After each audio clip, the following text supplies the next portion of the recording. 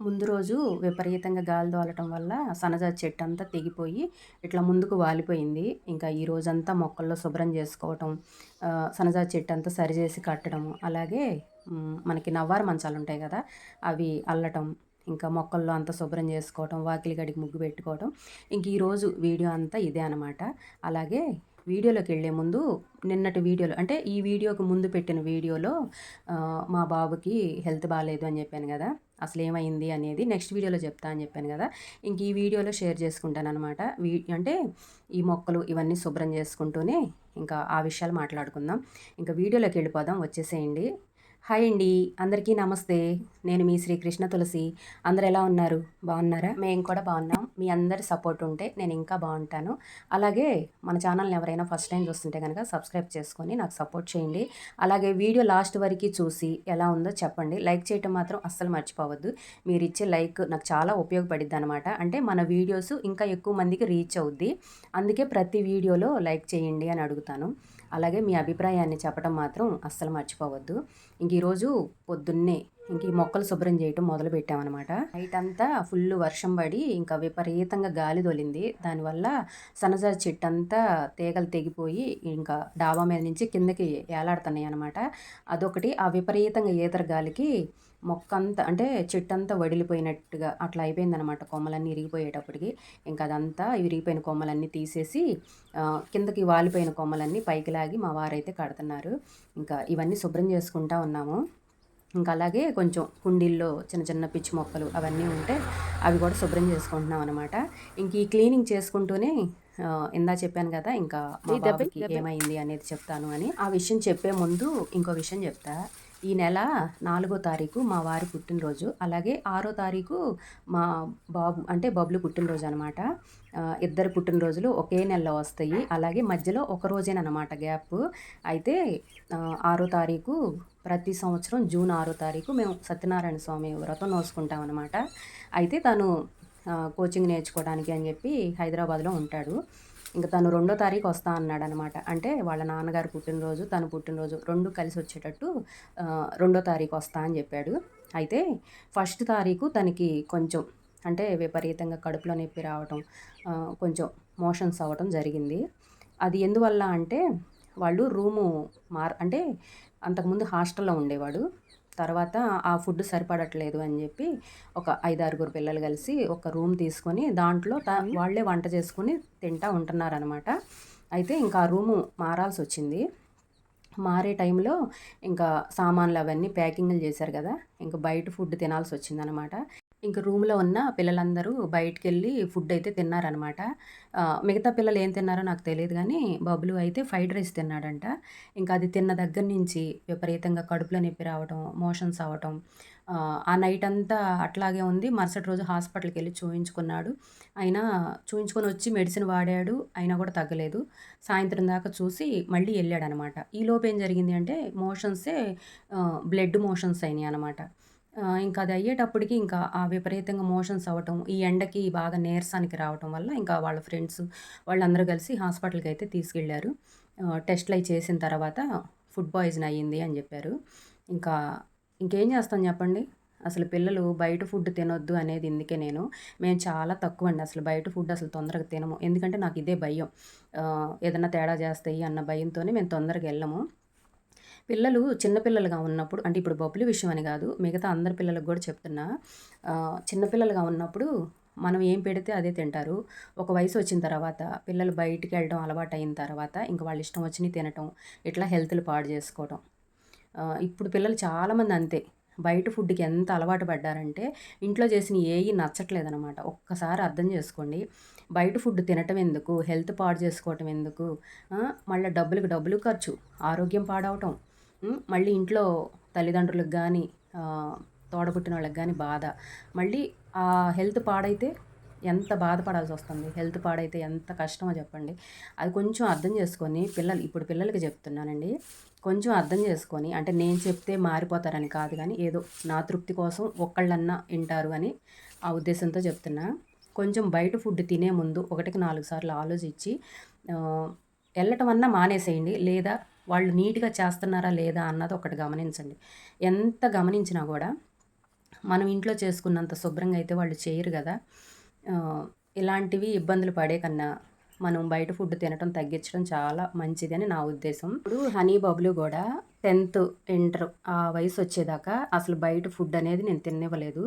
స్కూల్‌కెళ్ళేటప్పుడు గూడా స్నాక్స్‌కైనా, మధ్యాహ్నం భోజనం అయినా ఏదైనా సరే నా చేత్తో చేసి పెట్టేదాన్ని. అవి తిన్నన్ని రోజులు హెల్త్ చాలా బావుంది. ఎప్పుడైతే పిల్లలు హాస్టల్‌లో జేరారో ఇంకా బయట తిండికి అలవాటు పడ్డారు.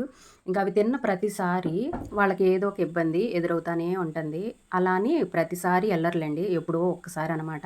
ఆ ఎప్పుడో ఒకసారి తిన్న ప్రతిసారి ఏదో ఒకటి కడుపులో నొప్పి రావటమో, మోషన్స్ అవ్వటమో, లేకపోతే వాంతులవ్వటమో అట్లా ఏదో ఒకటి జరుగుతా ఉందనమాట.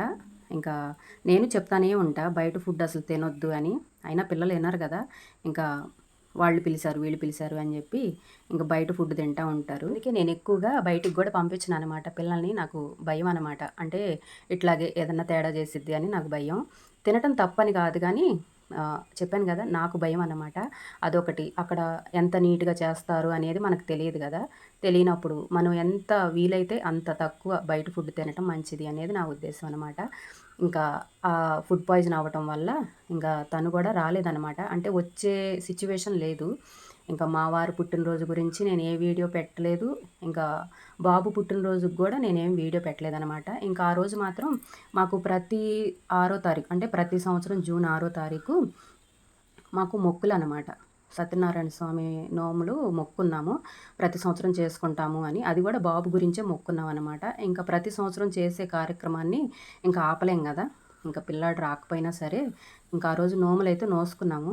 ఇంకా చెప్పాను గదా! ఇంకా పిల్లలకి బాలేదనుకోండి, మనం ఏ పని చేయబుద్ధి గాదు. మా మనసు నిలకడగా ఉండదనమాట.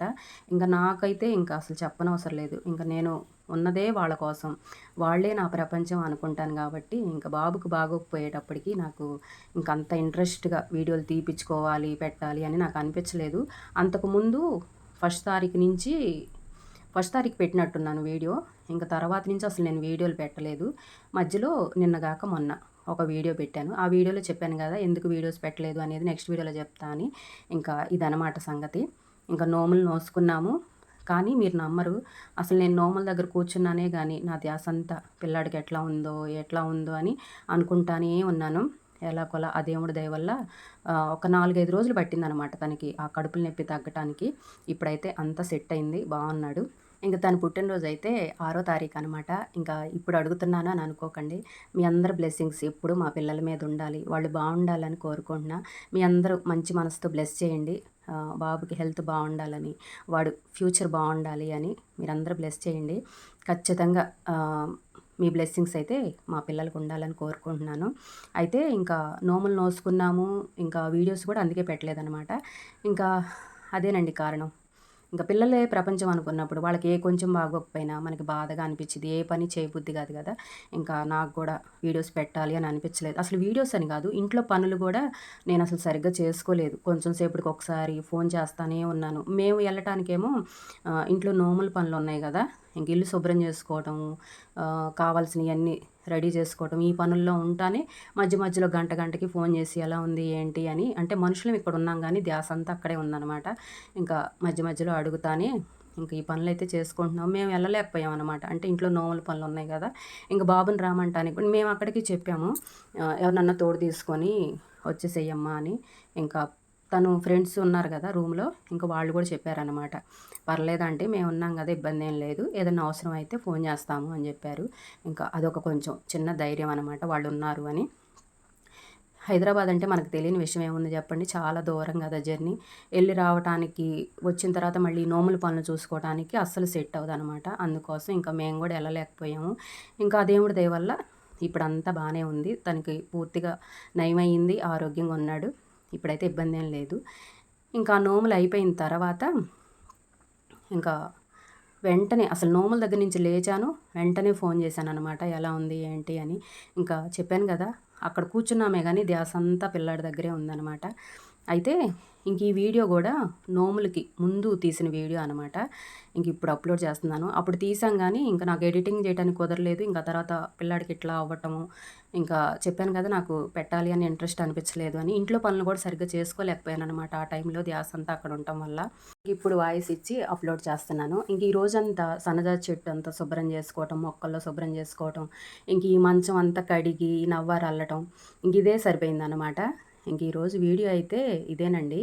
అయితే నేను ఈ యూట్యూబ్ ఛానల్ స్టార్ట్ చేసిన దగ్గర నుంచి అసలు నిజంగా మీరు నమ్మరు, నేను తొందరగా నా మనసులో మాటలు ఎవ్వరికి నేను చెప్పుకునే అలవాటు లేదు.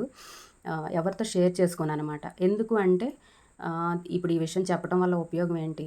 ఎవ్వరు మనకేమి అంటే ఒకళ్ళ సాయం కోసం నేను ఎదురు చూడను కాబట్టి నాకు చెప్పుకోవాలి అనిపించదు. వాళ్ళకి చెప్పడం వల్ల ఉపయోగం ఏంటి? ఏదైనా మనం సాల్వ్ చేసుకోవాలి. ఎలాంటి సమస్యలనైనా మనమే ఎదుర్కోవాలి అనుకుంటాను కాబట్టి అంత తొందరగా ఎవరితో షేర్ చేసుకోననమాట.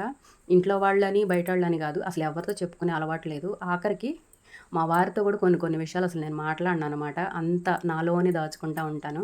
అలాంటిది ఈ యూట్యూబ్ ఛానల్ ఎప్పుడు స్టార్ట్ చేశానో గానీ అసలు చాలా విషయాలు ఇంట్లో వాళ్ళకి కూడా నేను చెప్పని నేను మీతో ప్రతిదీ షేర్ చేసుకోవాలి అన్న ఫీలింగ్ వస్తుందన్నమాట.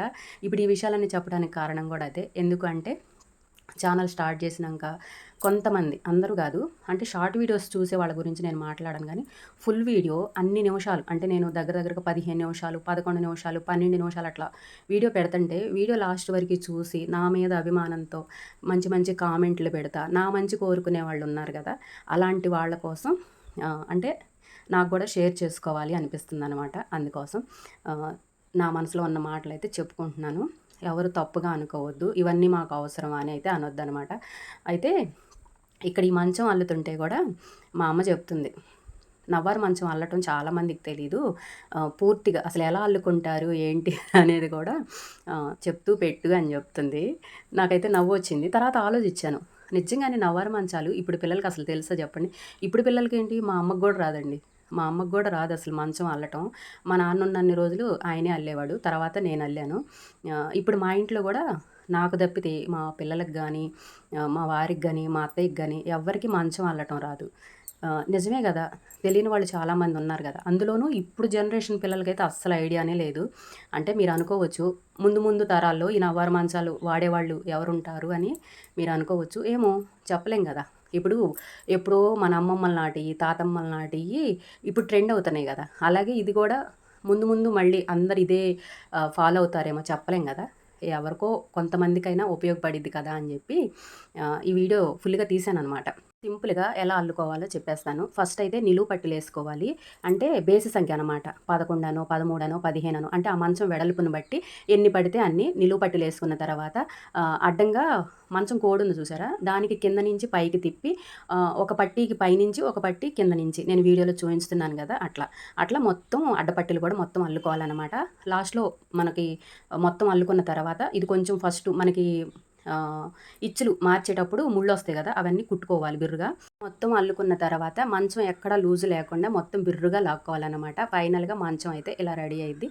ఇంక నేను పైన దుమ్ము కొట్టుకోకుండా క్లాత్ కూడా కట్టేసాననమాట. ఓకేనా అండి? ఇదండి ఈరోజు వీడియో. మరో వీడియోతో మళ్ళీ కలుద్దాం.